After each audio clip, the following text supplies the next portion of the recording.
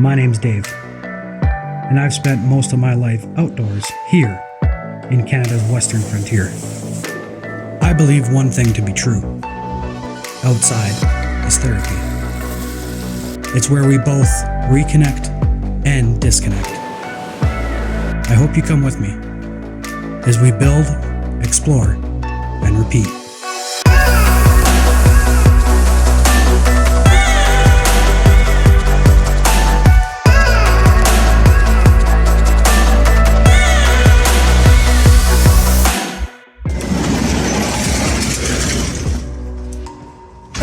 Guys, I have acquired something that I have been after for a long time.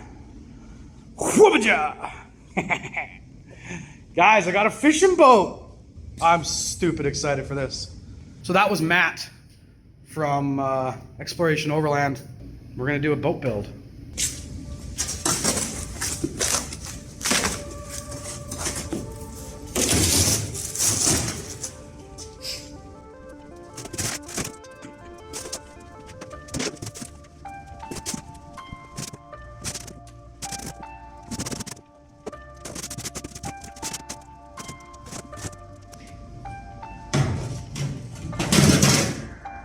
Now what I got to do is I got to reinstall the rear.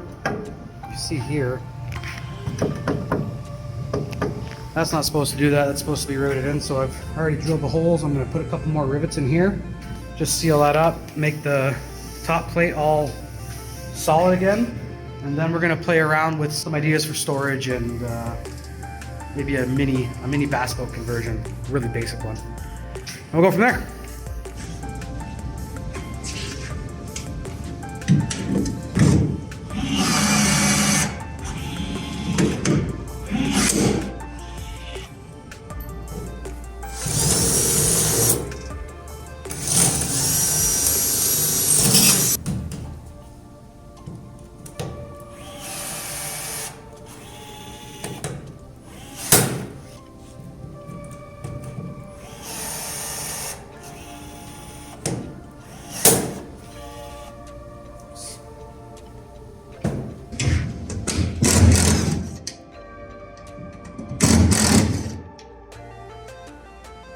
All right, so this is where we're at.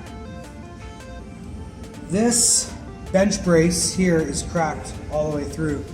There's a considerable amount of damage on the outside portion of the boat here. You can feel it on the inside too. So I'm assuming this thing's had a run-in with a dock or got backed up into a tree on a trailer at some point. So, but for now, what we're gonna do is see if we can't cut, because these, what they've done is they've got Phillips head screws with a nut on the bottom of them, and a Phillips head is like the #1 screw you shouldn't use if you're going to use a nut, because these will strip. The second there's any sort of resistance on the back end of your nut, these are going to strip out right away. So what we're going to do is go around, cut those off with the grinder on the bottom of that plate, cut them all off, peel them out, get the measurements, and cut up some new board.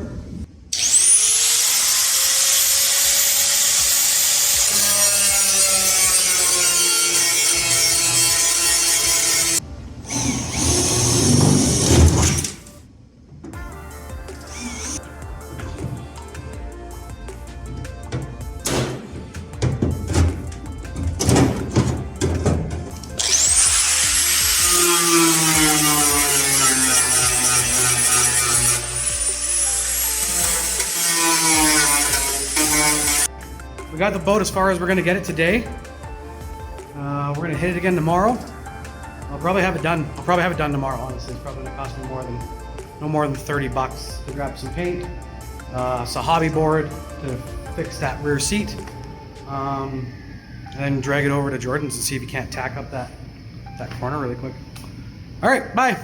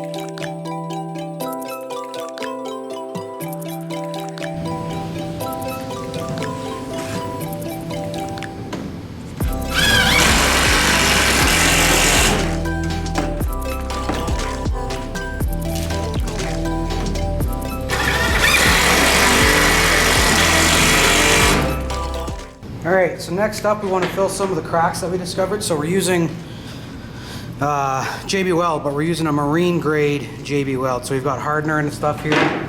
We've already started applying, but I'm just going to go around and continue that all the way through.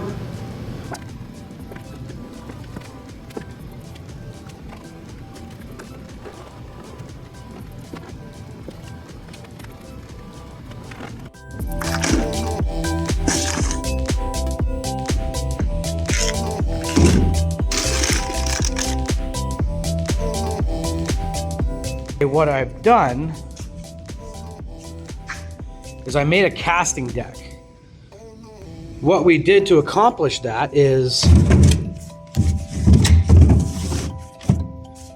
installed some angle, and I believe that is 3/8 material thickness, or sorry, 1/8 material thickness, and then riveted that to the side of the boat benches. And then since it's wrapped in this vapor barrier, this rubberized stuff, I've just put a small handle on it, and inside there is where we're going to have a bunch of storage. So we got life jackets, fishing net, anchor line, there's an anchor in there somewhere, a little back brace thing, and that just sits in there and goes down like that. And that gives us a nice deck to cast off of. It gives us some storage and a little bit of weight in the boat. So if we are standing up on the front of the boat there casting off, there's a little bit more weight back here, especially if we have that outboard on the back. Just trying to make the boating experience a little bit more enjoyable on the water. Yeah, so that's what we've done with, that's what we did. So that's all the footage that you didn't see, was all that, putting this whole thing together. Pretty simple build, like I said. But I'm stupid excited. I'm so excited to have this because it's such a big deal for me to be able to get out on the lake and just tow it behind the truck. And I think I've ironed out my adventure setup. Like, I don't think I need anything else. I've got the truck, the camper. I've now got a Savage boat that I can take with me. I mean, the boat's not coming wheeling or nothing, but you know, for those days where we go out and just do some adventuring and spend some time in the outdoors, and you know, I can always just park the boat somewhere nearby and then go hit a trail and then find a nice campsite by a lake or something. So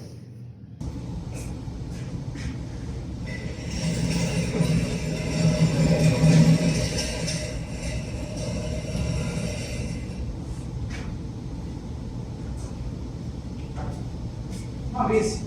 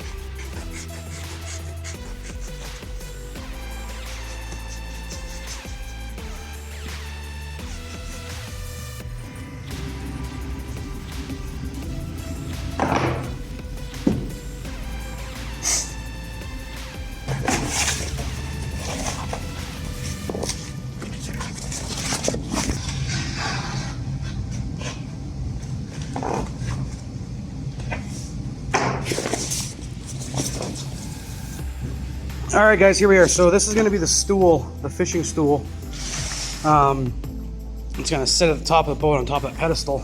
But What we've done is we've taken a 2x6, cut it to the length that we want it for the stool. We've taken some foam. It's kind of a hack job, but we cleaned the edges off so they're sitting at a 45. Slight cutout for the board to sit into. It's fairly well even all the way around. So now we're just gonna wrap it. All right, so we gotta head to the gas station because there's a couple other things that are actually going in the boat. I know I said we were done, but we're not done. Picking up a fish finder.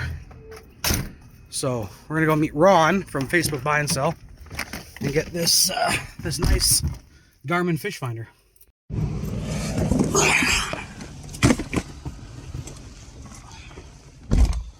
There we go. Thanks, Ron.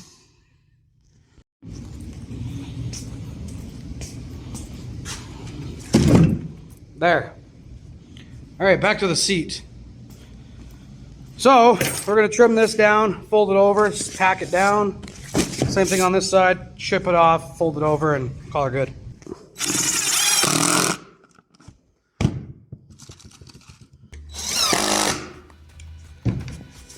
There we go. That's our cushion. So now we're gonna put the plate on.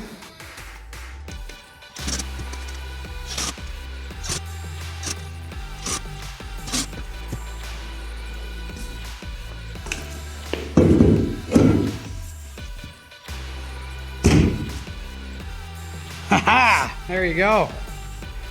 Not bad. Not bad at all.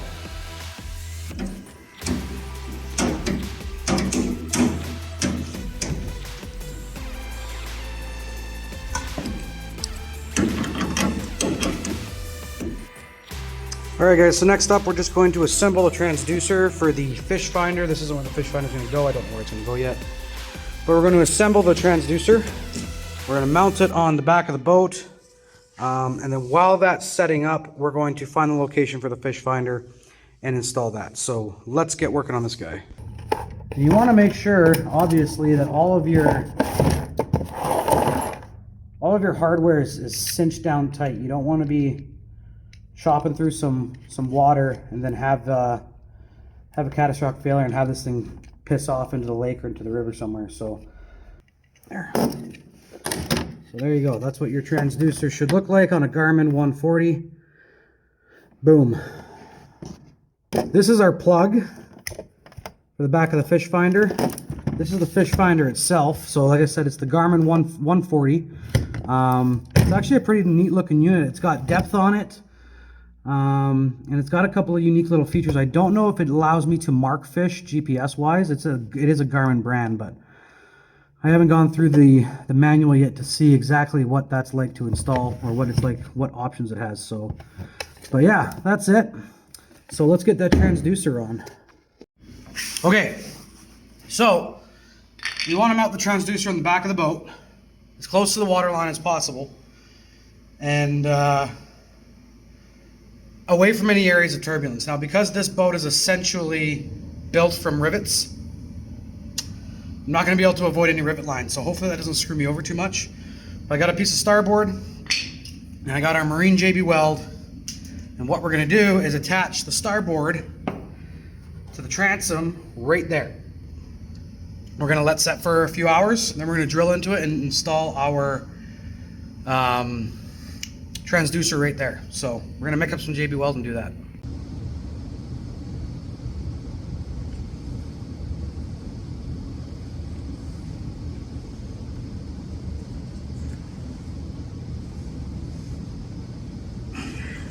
All right, so as you can see, that's our starboard. That's what we've just glued down there. Now what we're gonna do is when this sets, it takes about 8 hours to set. So the next day, tomorrow, we're gonna come in, and when it sets, we're gonna mount it right there.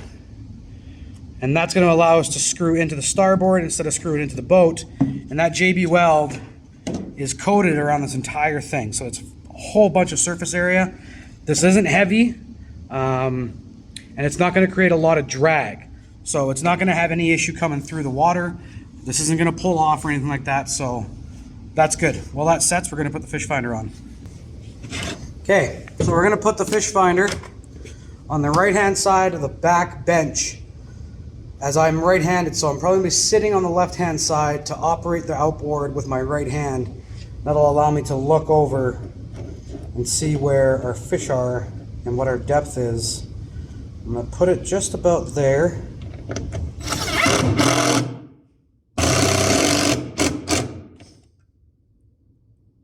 So I don't know if you saw any of that because the camera was pointed over here. It was probably pointed up, but that's going to be the fish finder. That's our fish finder location right there. Boom. All right, guys. That's pretty much it for today. We're going to let this set up, and we'll come back tomorrow. So we'll see you guys tomorrow. Oh, all right, guys. It is now the next day. And this is a long video. I know this boat, okay, it's January 31st. It's January 31st today. So it's taken nearly 3 weeks exactly to get this boat to where it is today. But I think I can actually say it's done now. Minus the outboard, I'll pick one out whenever I have the money to do that. But for now, I want to show you guys the boat because we're finished. Fish finder's on. It's painted, deck's in. For the most part. But I'm going to finish the video because I have to upload this video on Wednesday and it's now Monday, which means tomorrow's Tuesday. You catch my drift. Let's go take a look at it. I'll show you guys around. All right, guys, first and foremost, this is a 1970s, 80s something Lund 12-foot John boat. It's a half V, half flat bottom Lund. Rating for this guy is about 670 pounds. So me, plus the gear, plus the mods, plus somebody else is probably pushing it a little bit, but that's what we're at. I've painted it. I've added some sweet decals. There's going to be a removable floor panel that goes into here. That stand will probably move down there so that I can put the Bitzelbanger here. Then we got a nice cool little casting deck, which has a removable panel here, which just gets slid up against that side of the boat, giving me access inside of here. Oars are just kind of bungee strapped to the end here. We have our transducer on and installed. It was actually really easy to do this, guys. You can do this at home. No big deal. So that's cool. That's on. I got to add some stickies to get this around the corner. That's the fish finder location. That's the transom. Give you guys one of these little shots here. Boom, like that. And then something you didn't see on the video that I also did was I added this door to the hatch space so I can get at this side easily. I don't know if I'm actually gonna permanently affix that side or not, and then just put like a couple of portholes in it maybe. I'm not sure yet. And then I wanted to figure out my rod situation inside the boat. So what I've done is I got some industrial grade Velcro and I've made these Velcro fishing rod holder stays things. And this is pretty straightforward. This is just a construction grade adhesive with the Velcro glued right to the gunnel or right to the board things. And that's where we're at. Got a little phone mount for the vlogs. There's gonna be a lot of really cool vlogs with this boat this summer. And then the really cheap rod holders. These are like $5. They're made by Eagle Claw, which is notoriously known for making affordable, super affordable fishing gear. So these are cool. I'm going to try these out. Got one for the other side as well. And then we'll put the floor in here at some point. It's not a big deal. I'm not going to show it, but it's pretty straightforward. It's just going to be a carpeted or a rubberized floor that goes in here, just giving us some more weight and stability up on the front here. And then I might move this table mount down there or a stool mount, however I'm going to use it. I'm not sure yet. But yeah, guys, that's it. That's the boat. And we got some tackle. I actually, for Christmas, I got a gift certificate to Canadian Tire. So I picked up a whole bunch of, not a whole bunch, but quite a few plastics and even some new lures. I probably got like $100 worth of fishing tackle for $27. So that's it, guys. That's the boat. And as you can tell, I really am super excited about this, guys. This is absolutely savage. I couldn't have imagined a perfect adventure rig. When it comes to adventure trucks, when I started building my truck, I had an idea in mind of what I wanted my adventure system to look like. And I've just nailed it. I've just nailed it with the camper and the boat and the platform. The Frontier has been absolutely mind-blowing. Anybody that we've gone out with at all times are just absolutely impressed by that truck. So Nissan, man, I hope your new one is good, because I'll probably pick one of those up sometime in the future. We'll have to sell, I think I probably have to sell about 15 billion Yucca packs to afford it, but whatever, we'll see what happens. Thanks so much, everybody. I really do appreciate you guys all. This YouTube journey is really, really cool. It's something that I don't really appreciate as much as I probably should. And you guys have been absolutely incredible. You guys have been super cool. I love interacting with you in the comments. I've met a few of you now in person. A lot of you came out to the AOA Expo, so it's super, super cool. I really dig you guys. I really dig this thing. Yeah, Blindman Overland coming at you hot. So you guys know the deal. Swag, www.blindmanoverland.com. If you want to know more about Yucca Pack campers, same website. There's a little tab there for Yucca Pack. If you want to know more about the truck, if you want to know more of the boat, if you want to know what we're doing this summer or what's happening, I'm going to encourage you to smash that subscribe button. Man, I sounded like such a lame YouTuber when I say that.